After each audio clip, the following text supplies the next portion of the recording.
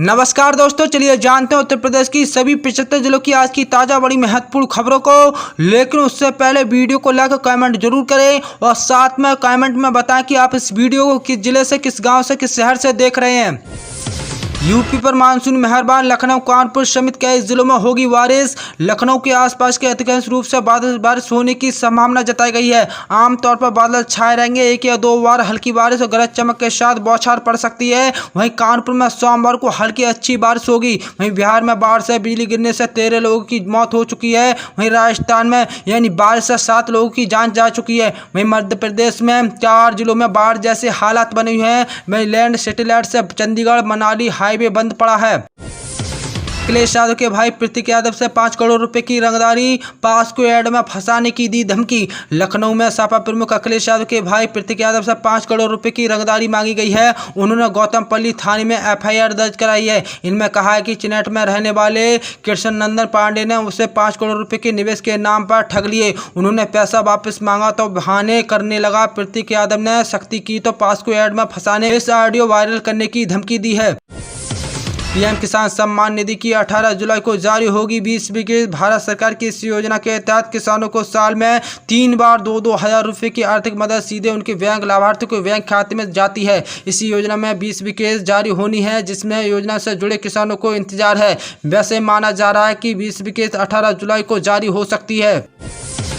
मुख्यमंत्री युवा उद्यमी विकास अभियान में बड़ा बदलाव होने जा रहा है। इस बदलाव के बाद योजना से इंटरपास युवाओं को भी जोड़ा जा सकेगा। उत्तर प्रदेश के मुख्यमंत्री योगी आदित्यनाथ ने कीमांस की योजना के दायरे बढ़ाए हैं, जिसमें 18 से 21 साल के बीच वाले युवाओं को भी शामिल हो सकेंगे।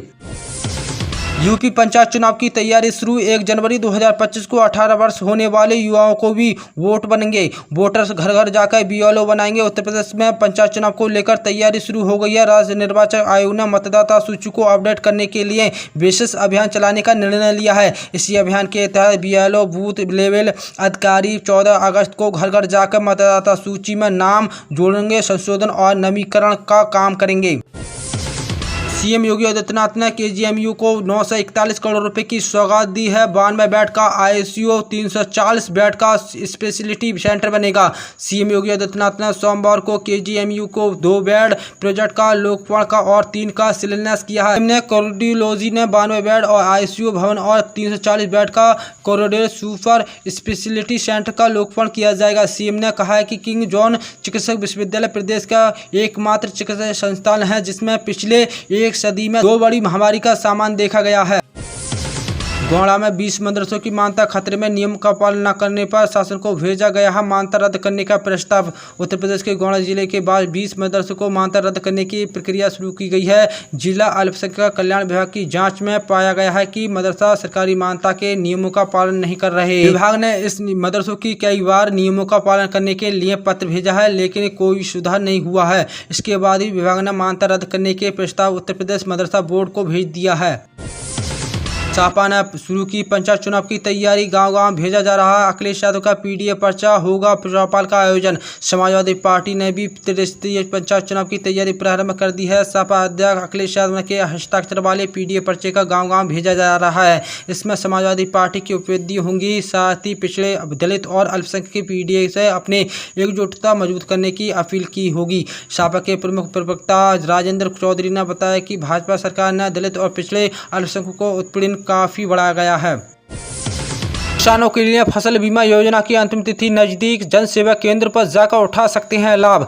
प्रधानमंत्री फसल बीमा योजना के अंतर्गत खरीफ किसान 31 जुलाई तक बीमा करा सकते हैं। योजना के क्लेमेंट की जिम्मेदारी एग्रीकल्चर इंश्योरेंस कंपनी को सौंपी गई है। इस योजना में धान बाजरा की फसल को अधिसूचना किया गया है। धान की फसल की कीमत धनराशि 84,100 है। किसानों को अंकश रूप से 2% यानी 1682 रुपये प्रति हेक्टेयर प्रीमियम बैंक में जमा करना होगा।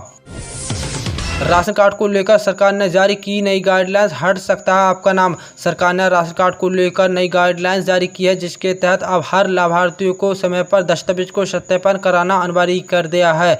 अगर आपने अभी तक आधार लिंक, परिवार की जानकारी या पत्र से जुड़े डॉक्यूमेंट अपडेट नहीं किया है तो आपका नाम राशन से हटा दिया जा सकता है। अब राशन कार्ड पर नाम बनाए रखने के लिए दस्तावेज के साथ ई-केवाईसी कराना अनिवार्य कर दिया है। 24 घंटे में महिला कावड़ियों की निगरानी पर प्रशासन आयोगी मॉडल पूरी तरह से एक्टिव। सावन मास में कावड़ यात्रा के दौरान महिला श्रद्धालुओं की सुरक्षा को लेकर उत्तर प्रदेश सरकार ने इसी बार एक बेहद ठोस और समर्पित योजना को जमीन पर उतारा है। उत्तर प्रदेश के मुख्यमंत्री योगी आदित्यनाथ के निर्देश पर प्रदेश भर में महिलाओं को सुरक्षा प्राथमिकता वाले एक महिला केंद्रीय सुरक्षा मॉडल लागू किया गया है, जिसके तहत तमाम प्रशासनिक और पुलिस इकाइयों के विशेष दिशा निर्देश दिए गए हैं। बंगाल की खाड़ी से आ रही हवा, घनघोर हुआ मौसम। यूपी बिहार राजस्थान में दिल्ली एनसीआर तक आईएमडी का अलर्ट। राजधानी दिल्ली, यूपी बिहार राजस्थान, बंगाल से लेकर बिहार तक भारी बारिश का अलर्ट जारी किया गया है। दिल्ली के कई हिस्सों में रविवार को 13 जुलाई 2025 को भारी बारिश हुई है। इसी कारण शहर के कई हिस्सों में भारी जलभराव देखने को मिला है। एनसीआर के शहरों में सोनीपत, खरगोदा, झज्जर, फारुखनगर, सोहना, पलवल, नूंह, औरंगाबाद, होडल, हरियाणा, बागपत, खेकड़ा और पिलकुआ, नौगांव, यूपी, भिंडी, तीजार और राजस्थान में 9 जिलों में भारी बारिश हुई है।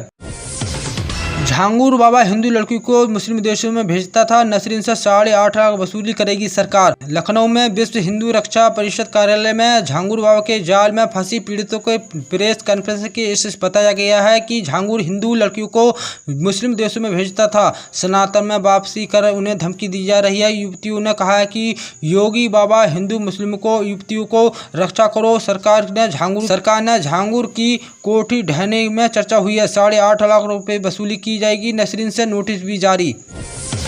कल से आधार कार्ड ओटीपी से बुकिंग हो सकेंगे। तत्काल टिकट पहले 30 मिनट में एडजस्ट नहीं कर पाए बुकिंग, आम यात्रियों को टिकट आसानी से मिलेगा। भारतीय रेलवे ने तत्काल टिकट बुकिंग के नियमों में बड़ा बदलाव किया है। आज 15 जुलाई 2025 को बुकिंग करने के लिए IRCTC की वेबसाइट पर ये ऐप पर आधार अथॉरिटिकेशन जारी होगा। इसके अलावा एक ऑनलाइन तत्काल बुकिंग के लिए आधार नंबर से जुड़े OTP भी लगेगा। बदलावों के मकसद में टिकट बुकिंग में पारदर्शी लाना और दलालों या फर्जी एजेंट की मनमानी पर रोक लगाना। आज 14 जुलाई से सस्ता हुआ गैस सिलेंडर। शहरों में गैस सिलेंडर की नई कीमत जारी की गई है। जुलाई महीने में गैस सिलेंडर की नई कीमत जारी की गई है। LPG गैस सिलेंडर के लगभग 60 रुपये सस्ता हुआ। Mobile marketing company LPG gas cylinder के नए रेट जारी किए गए हैं। नए रेट के मुताबिक 19 किलो वाले कमर्शियल LPG गैस सिलेंडर के दाम में कटौती की गई है। घरेलू LPG गैस सिलेंडर के दाम में भी नीचे गए हैं। आइए जानते हैं देश के प्रमुख शहरों में गैस सिलेंडर की कीमत क्या चल रही है। यूपी पंचायत चुनाव 2026 में आरक्षण लागू करने के लिए पंचायती राज विभाग ने कदम उठाया है। यूपी पंचायत चुनाव को लेकर सुगबुगाहट के बीच पंचायती राज विभाग ने बड़ा कदम उठाया है। विभाग ने राज्य के स्थानीय ग्रामीण निकाय समर्पित पिछड़ा वर्ग आयोग के गठन के लिए 6 सदस्यीय आयोग का प्रस्ताव शासन को भेजा है। कैबिनेट की बैठक में इसी प्रस्ताव पर अंतिम मुहर लगेगी। आयोग की जनसंख्या संबंधी रिपोर्ट के आधार पर ही ग्राम क्षेत्र में जिला पंचायत चुनाव के आरक्षण की प्रक्रिया आगे बढ़ेगी। स्कॉलर योजना में माध्यमिक छात्रों को मिलेगा 1,25,000 रुपये। आवेदन हुए शुरू। देश में माध्यमिक छात्रों के लिए आर्थिक रूप से कमजोर वर्ग के छात्रों के लिए एक बड़ी खुशखबरी सामने आई है। केंद्र सरकार ने द्वारा प्रधानमंत्री एसवी स्कॉलर योजना 2025 में एसवी स्कॉलर योजना के तहत आवेदन प्रक्रिया शुरू कर दी है। इस योजना के अंतर्गत छात्रों को ट्यूशन फीस, हॉस्टल शुल्क और अन्य शैक्षणिक खर्चों के लिए अधिकतम 1,25,000 छात्रवृत्ति प्रदान की जाएगी। इसी नोटिफिकेशन के जरिए हो चुका है।